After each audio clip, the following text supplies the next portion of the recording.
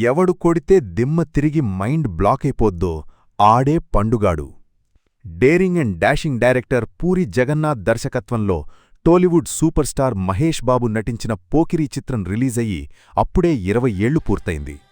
2006 April 28న రిలీజైన ఈ చిత్రం అనేక రికార్డులను బ్రేక్ చేసింది.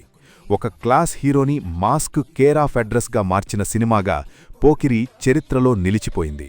ఈ సినిమా గురించి టాపిక్ వచ్చినప్పుడల్లా Mahesh Babu performance, puri visual brilliance గురించి మాట్లాడకుండా ఉండలేరు. పోకిరీ ముందు మహేష్ బాబు ఒక క్లాస్ హీరో.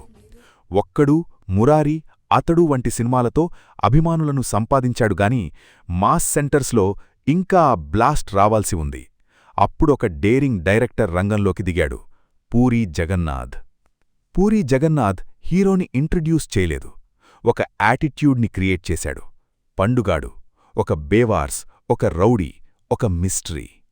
మహేష్ బాబు ఈ పాత్రలో సింపుల్గా నటించలేదు, జీవించాడు. డైలాగ్స్ పెద్దగా లేవు, కాని ప్రతి లైన్ ఒక పంచ్. షెడ్ బావుంది, కొట్టుకోడానికి ఈ మాత్రం ఉండాలి.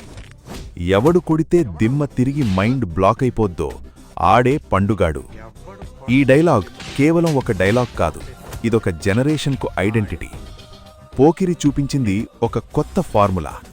ఆవారాగా తిరిగే హీరోకి ఇలియానాతో రొమాంటిక్ ట్రాక్, మధ్యలో వచ్చే బ్రహ్మానందం కామెడీ, అటు Prakash Raj villainism, Manisharma evergreen songs, ఇలా ఫక్తు కమర్షియల్ అంశాలతో పూరి వండివార్చిన పోకిరి మాస్ సెంటర్స్లో బీభత్సం సృష్టించింది. ఈ సినిమా సబ్జెక్ట్పై నమ్మకంతో మహేష్ తన సోదరి మంజులా ఘటమనేనితో ఈ సినిమాను ప్రొడ్యూస్ చేయించాడు.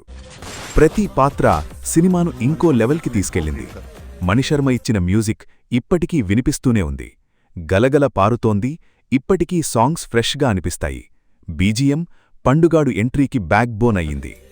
ఇక టాలీవుడ్ బాక్సాఫీస్ దగ్గర ఈ పండుగాడు సృష్టించిన రికార్డులన్నీ అన్నీ ఇన్నీ కాదు. దాదాపు 17 కోట్ల బడ్జెట్తో ఈ చిత్రాన్ని రూపొందించగా బాక్సాఫీస్ దగ్గర ఏకంగా 70 కోట్ల మేర ఈ చిత్రం వసూళ్లు సాధించి ఇండస్ట్రీ హిట్గా నిలిచింది. ఈ సినిమా సక్సెస్తో మహేష్ బాబు సూపర్ స్టార్గా మారిపోయి టాలీవుడ్ను రూల్ చేస్తున్నాడు. ఇక భవిష్యత్తులో ఎన్ని పాత్రలు వచ్చినా పూరి జగన్నాథ్ సృష్టించిన ఆ పండుగాడి మ్యాజిక్ను మళ్లీ రీక్రియేట్ చేయడం ఎవరికీ సాధ్యం కాదు. పోకిరీ తర్వాత టాలీవుడ్ మారిపోయింది.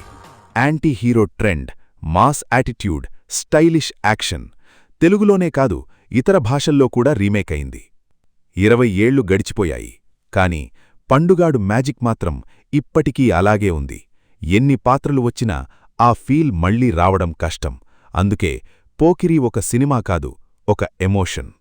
మీకు పోకిరీలో ఫేవరెట్ సీనేది? కామెంట్లో చెప్పండి. ఇలాంటి వీడియోల కోసం లైక్ అండ్ సబ్స్క్రైబ్ చేయండి.